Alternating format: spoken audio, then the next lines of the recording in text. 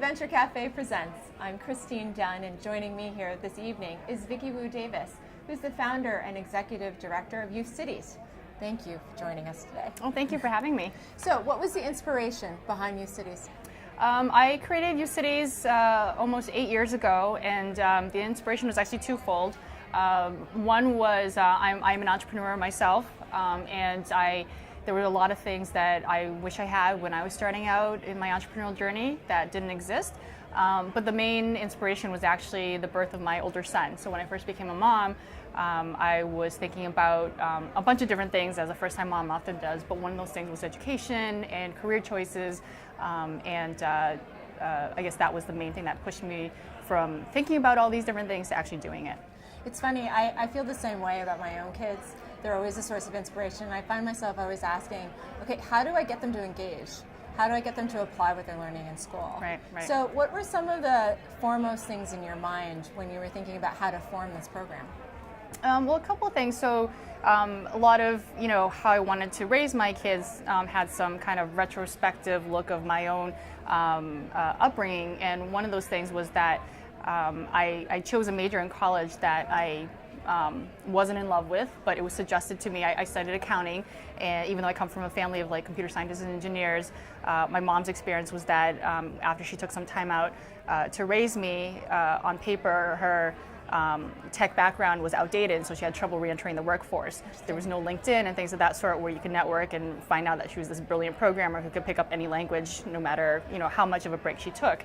But she had said that no matter what industry is hot or not, what type of thing you want to do, accounting is essentially a recession-proof field of study that can be transferable from one industry to another.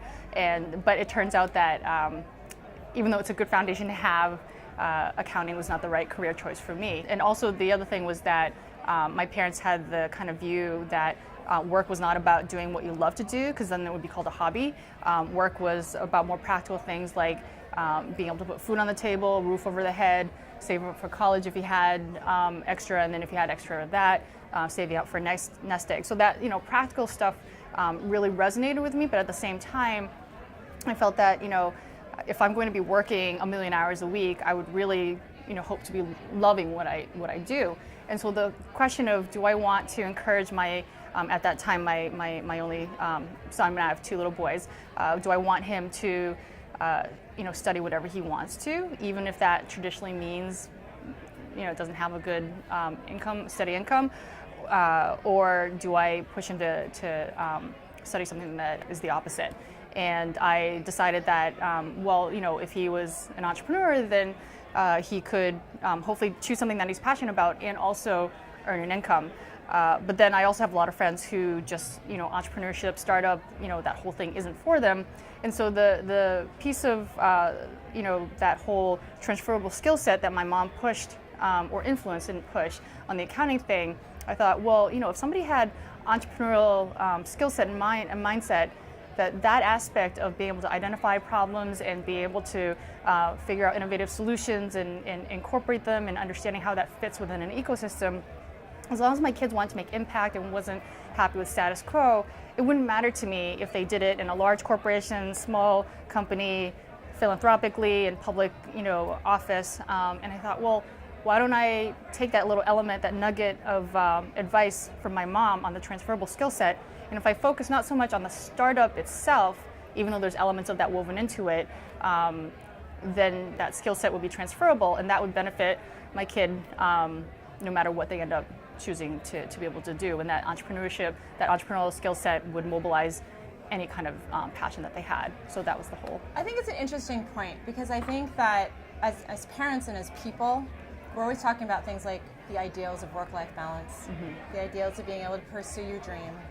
And I think any great entrepreneur has to have that vision and that drive and that passion in order to be able to solve that problem and that pain point they want to solve. Exactly. But I think people underestimate how much it takes discipline and perseverance, right, and just that get down and roll up your sleeves and get it done. Yep. Kind of attitude and kind of self-discipline that those basic skills kind of teach you.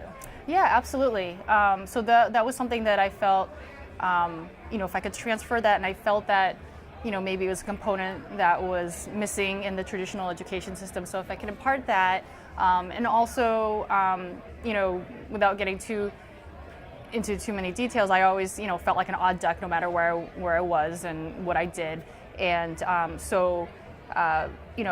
wanted my son and just people in general to because it took me a long time to realize, that there is a lot of value to who I am and the combinations of traits and interests and things of that sort that I have, and that other people have unique combinations of themselves that they can offer to the world as well. And I think I'm going to probably botch up this quote, but I think it was Oscar Wilde, but a quote that says, you have to be yourself because somebody else is already taken. Yeah. I wanted to kind of instill that people can take their unique blend of interests and personality and be able to be entrepreneurial and make things happen, and that you don't have to be, kind of the set, like extroverted or business-minded, that entrepreneurship was something that was a set of life skills, not just for a certain type of person.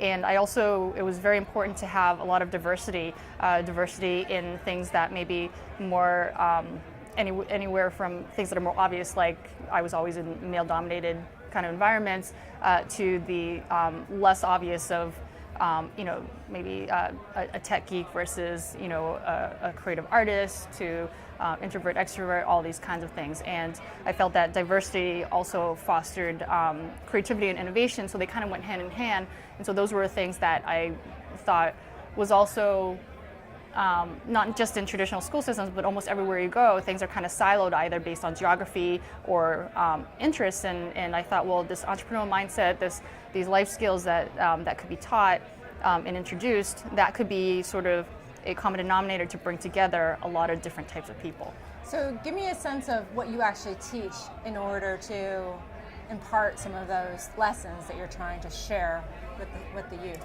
Sure. There's a lot of a lot of things that we embody is taking one's passions and interests and leveraging that as kind of a springboard for making change happen. Because sometimes young people will say, oh well, I'm only 13, I'm only 16. How can I do all these things? And I don't have enough experience. And my answer to that is that everybody's a subject matter expert in something. Maybe you don't have 10 years of biotech experience, but if you've been coding since you were 11, if you've been skateboarding since you were 8, if you grew up in a particular environment all your life, then you know that particular thing better than anyone else, right? And so you probably know the things that you like about it. You probably know problems that have not been fixed, and so you are in a unique position to be able to speak about it and potentially do something about it.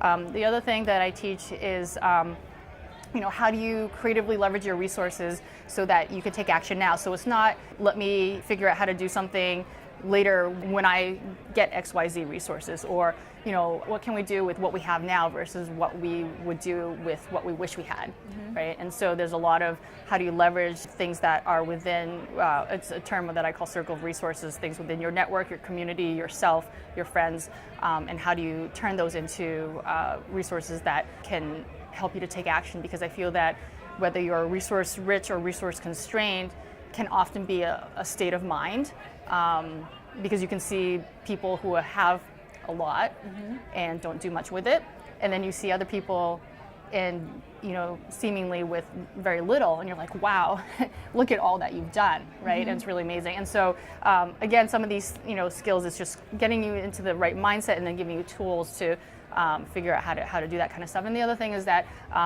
making money and doing good are not mutually exclusive. Mutually exclusive, right? So where can people participate in Youth Cities? How do you spread the program? How do you share the program? So I work with schools all over.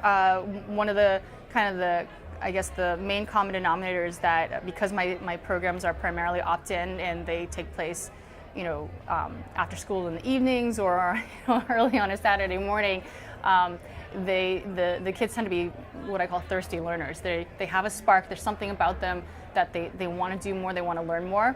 because I can't make them get out of bed on a Saturday morning to come spend 4 hours with me for 10 weeks straight, and keep coming back year after year and doing all this kind of stuff. But I work with all different types of schools, private schools, public schools, urban schools, suburban schools, charter schools, all of that. Mainly in Massachusetts or outside of Massachusetts as well?